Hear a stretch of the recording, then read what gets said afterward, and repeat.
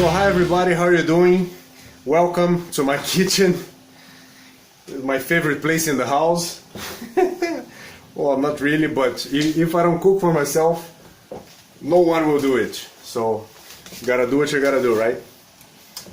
Another video for you. Decided to do it in a different way today, just to stay out of that white wall behind me and just to make something different. We're talking about volume and intensity of training today. First of all, before we start the video, I would like to remind you, whatever you need, all your supplements, you can go to workoutshop.ee. I'll put it somewhere down here, and using my code BRFARANI10 you'll get a 10% discount in everything. Now coming back to the subject, and I'm not lying to you, I'm really cooking, okay?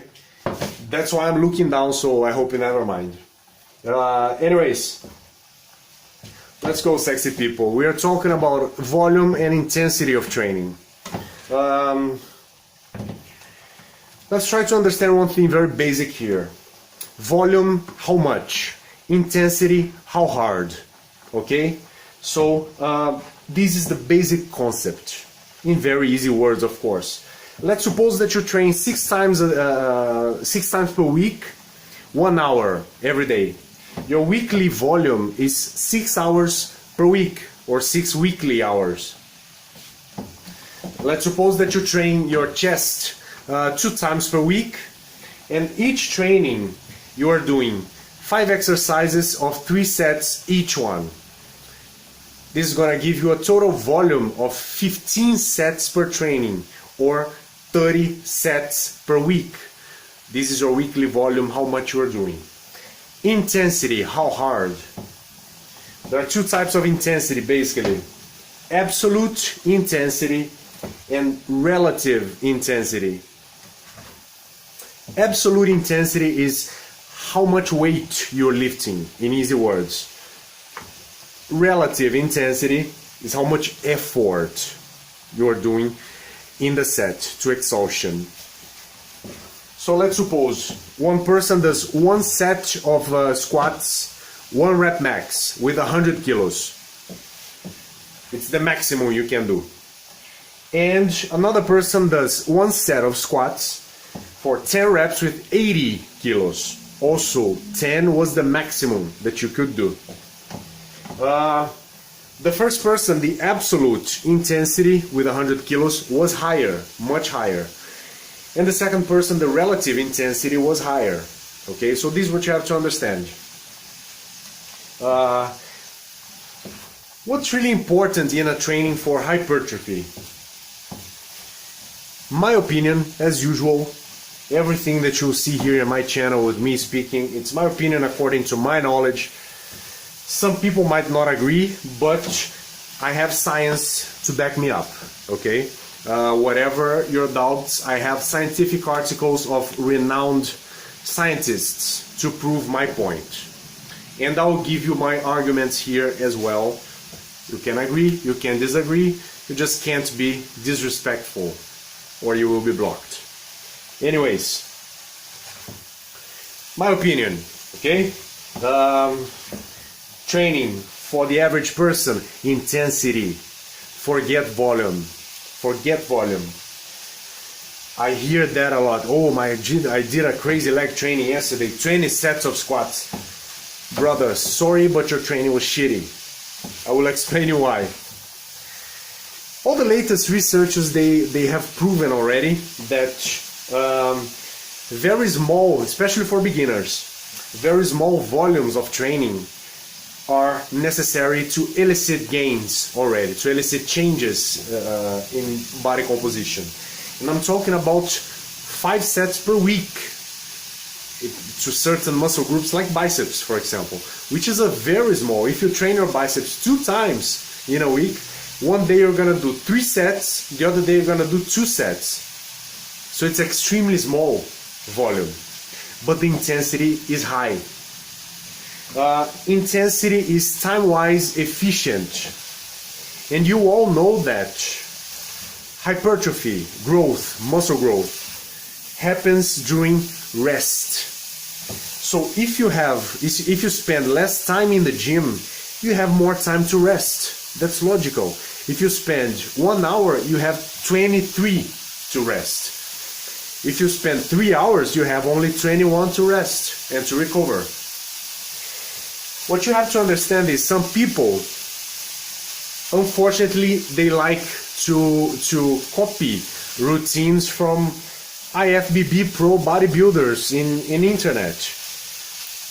What you forget is those guys, they are enhanced. Most of them that you see on the stage at a high level, they are using performance enhancing drugs, anabolic steroids. Their world is a different world. They recover compared to you, average person, average gym Joe, to me also. They recover at the speed of light, so they can perform much more work than you. This is what you have to understand. Most of you, from what I see in the gyms all around, everywhere I go, most of you are wasting a lot of time in the gym.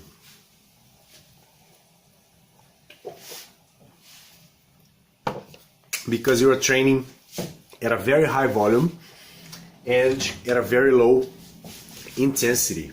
And nowadays we are working so much, not many people have 3 hours to spend in the gym. I'm not saying that high volume training is not good for anything. No, I'm not saying that. But it's not an excuse. Oh, I don't have time to go to the gym. It's not an excuse, okay? There are trainings, scientifically proven, Tabata trainings, for example, that they can cause changes in your body with the 4 minutes training.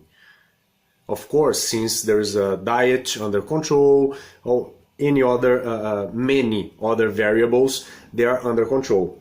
So time nowadays is not an excuse anymore, since you know what you're doing. That's what I want to show you. What we have to understand is volume and intensity, they are inversely proportional. If you're training at a high volume, you can't train at a high intensity. Can you imagine yourself for 3 hours in the gym taking all the sets of legs to failure? It's impossible.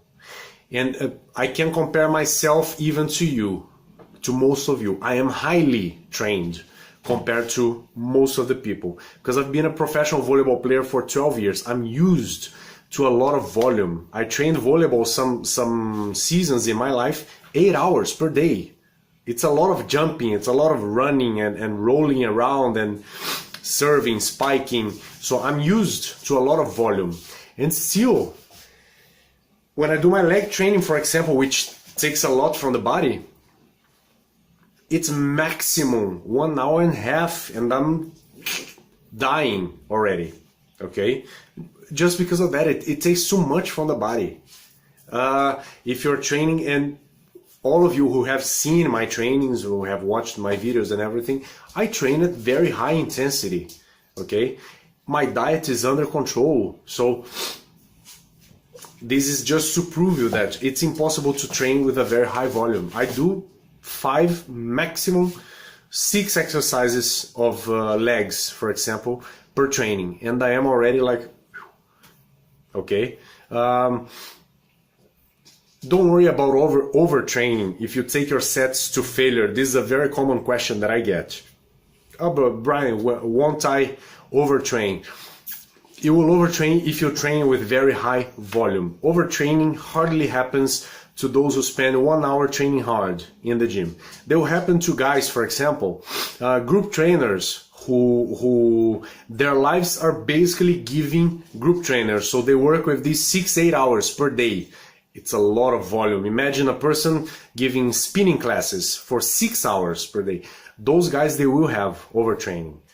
Even if they eat correctly, if they sleep correctly, you will only overtrain if you don't eat, if you don't sleep, you don't recover at all, and you still keep pushing hard. Then you might overtrain. Other than that, forget it. Don't be afraid of it. Just go for the weights, go for the intensity. You hardly overtrain. And this is one guy talking to you. I've always been criticized about my training style. Still here. No overtraining, no injuries, and the talkers keep talking. Bad for them. I keep doing my stuff. Okay? So think about it. Volume is inversely proportional to intensity. Intensity in the latest articles, and I have articles with me from 2014, 13, 15 if I'm not mistaken, so everything very recent. Intensity has been proven to be much more beneficial than volume, especially if you are not enhanced. Okay?